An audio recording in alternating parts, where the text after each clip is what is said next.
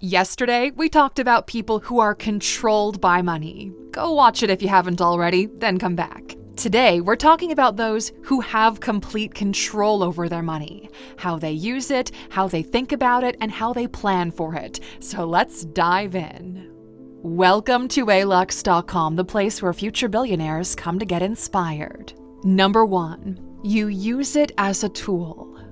You see money as the equivalent of gold in video games. It's something you use to acquire things you need and nothing more. You know the game isn't won when you reach a certain money number. When you start seeing money as a tool, your reality changes. And that's because you understand that money comes and goes, but who you are and what you're capable of only grows. People who are controlled by money, when they pay for something, it feels like they pay with a part of their soul, like they'll never get that part of them back. But when you have control over your money, spending it is more like a trade of value. You give something that someone needs, and you get something that you need in return, and everyone's happy. This way of thinking applies to anyone, regardless of their financial situation. Number 2. You know how much your life subscription costs. And by life subscription, we mean all the things you need to pay for in a month in order to maintain your current lifestyle. From utility bills, food and Netflix subscriptions, plus miscellaneous stuff. You know how much you make, what everything costs, and how to position yourself accordingly. The process of paying bills has no emotions attached to it. Many dread the day those utility bills come in, but for you it's just another Monday. All your payments are automatic, everything's taken care of. You don't lose sleep over it and it doesn't stress you out. Knowing how much it costs to stay alive will give you a headspace to plan your next steps. It's impossible to take control over your money if you have no idea when it's coming in and how it's going out. Number 3, your financial future is predictable. You have a holy trinity of budgeting, saving, and investing. Everything's got a budget, and everything's accounted for. There is no money waste slipping away between the cracks. You know exactly how much money you have in your bank account and what everything is for. After the budgets are done, the extra is split into savings and investing. Savings for the little things we'll talk about later, and investing the money that works for you and guard it from inflation. These 3 things make your financial future predictable, and there are no surprises. It gives you peace and mental space to focus on other important things. So far, we haven't met anybody who has complete control over their money and doesn't do all of these 3 things. But it all needs to start with knowing how much your life costs. Hence why we mentioned life subscriptions earlier.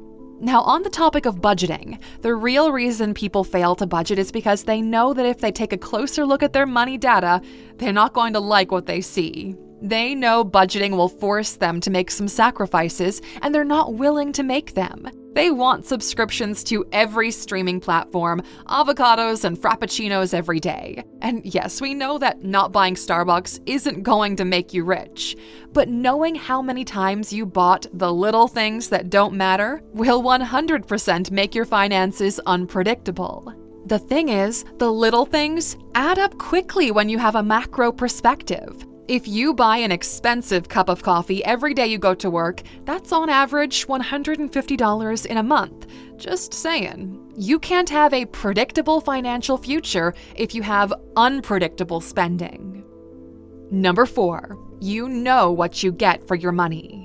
You can differentiate what's important from what's nice to have. You look to get a higher value than the price you're paying. You stretch your money by using it on things that make you smarter or more peaceful.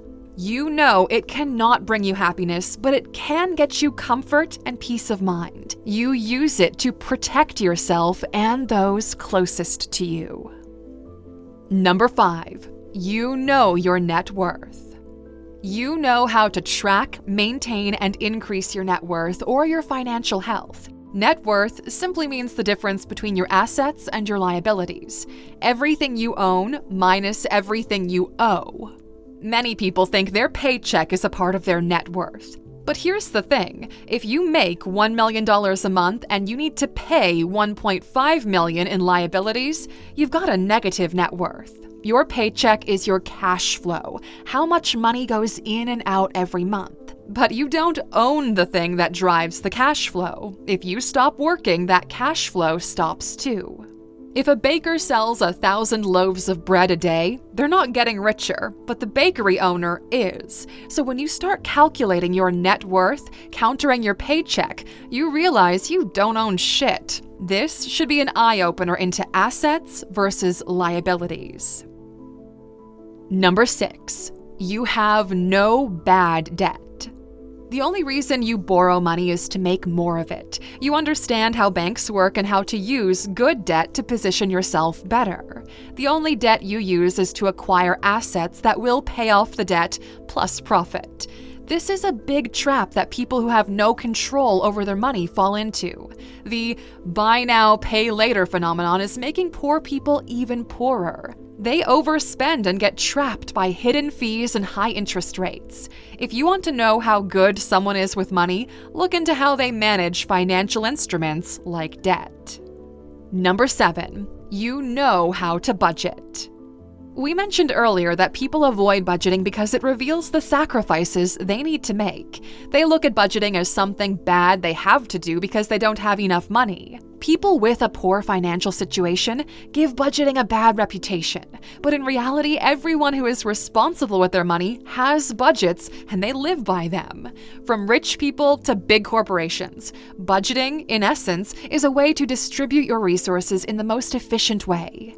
Having a budget is like having a meal plan. If you want to be fit and healthy, you need to pay attention to what you eat and how much. It's the same with money. You want to be secure and in control? You need to know where and when that money is coming in and where it's going. Only then can you start to make some smart financial moves. Number 8. You know how to live below your means. People confuse living below your means with living like a medieval peasant. Living below your means simply refers to the fact of spending less than you earn, which sounds painfully obvious when you say it like that. But as we mentioned earlier, when we talk about the whole buy now, pay later, people always find ways to overspend their cash flow. When a person who controls their money increases their earning, their lifestyle remains pretty much the same. They avoid lifestyle inflation, which is the act of always increasing your life subscription in direct proportion to what you make. People will say, well, I worked for all that money, so I'm going to use all of that money. I have one life. Well, they're the ones who will never escape the rat race. Number 9. You're not afraid to negotiate. When you're in control of your money, you're comfortable talking about it. You understand what's best for you. You know what to ask for, and you know what you can afford to give. For you, making a deal means finding mutual benefit for both parties. People who are emotional about money avoid negotiations because they have a skewed perception of money and their own value. They're afraid not to get screwed over, so they end up trying to fool others so they don't get fooled themselves. Number 10. You can trade with the future. When you're in control of your money, you can afford to play the long game. You do things so that in the future you'll have a better life. You invest in your education, your health, and your net worth. Others spend all of their money on the present version of themselves. But when it's time for their future self to play the game, they've got no resources.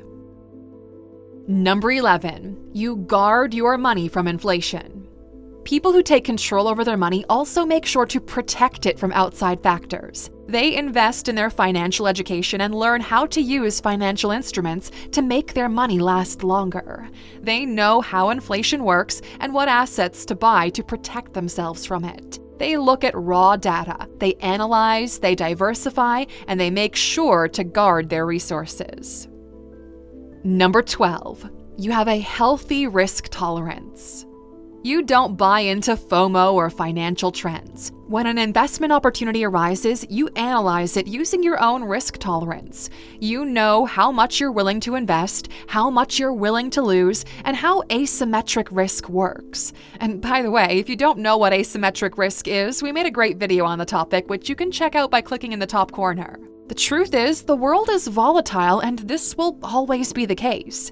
Nobody can predict anything with 100% certainty. There will always be some risk involved, from financial investments to who you date. People who have control over their money can understand the risk and take advantage of it. Number 13. You have enough money saved to live for a year. If everything goes to shit and something catches fire, you've got a financial cushion to fall back on and recover. How many of you can live for an entire year if you get fired tomorrow? People who control their money always have a financial cushion. You start small with 1 to 3 months worth of life subscription money, then you gradually go up to 6 months and eventually a year. This is such an important strategy because it allows you to buy time, which you normally can't do. If you're forced to start from scratch, you're pressured by life responsibilities. If your cash flow suddenly stops, you can't afford the luxury of trying things out. You need to figure out something fast. You've got bills to pay, a roof to maintain, and food to eat. This is where that money cushion comes into play. You can buy yourself a whole year's worth of figuring it out if the worst case scenario comes to be. This gives you tremendous peace of mind, even if you don't ever ending up needing to spend that money. And on a similar note, number 14, you've got oh crap money. People who have control over their money also have a thing called oh crap money. Sometimes shit happens. You don't foresee it, you didn't plan for it, and you don't have a budget for it. It came out of nowhere and it needs to be fixed fast. Something breaks down, you have a medical emergency, someone close to you needs immediate help. A report from the National Bureau of Economic Research found that almost half of Americans would struggle to pay an unexpected expense of $400 or more. We're talking about 150 million people here. For them, a financial emergency could turn into a life emergency real quick. Number 15. You have a retirement plan. Every person who's in control of their money also is in control over their long-term game. The reality is, retirement is not what it used to be anymore. The cost of living is growing, the average lifespan is also growing. Who's going to pay for your 30 or 40 years of chilling when you're old? Taking control of your money is a lifelong process, and you better start preparing for it now. So Aluxers, are you in control of your money? How do you do it? Let us know in the comments. And as a thank you for sticking with us until the end, of course, we've got a bonus for you. You know there is no limit to money. Now, this is a realization that comes after you've made some money. The truth is, there is no money limit in the world. As a matter of fact, governments can print money whenever they please. Banks do it too. Do you even know what happens when you take a loan from a bank? The point is, there will never be a shortage of money to be made, but there will always be a shortage of people who can create value for others. As long as you can build something that others are willing to pay for, you will never have to worry about money ever again. And speaking of never worrying about money, tomorrow we're doing a video just about that. People who have no control over their money and no emotional attachment to it. We'll see you back here again tomorrow for that video. Thank you for watching this video, Aluxer. If you found it valuable, consider subscribing to our channel and joining our awesome community. And if you're still hungry for more, we handpicked this video for you to watch next, or head over to our website for more amazing content. See you tomorrow.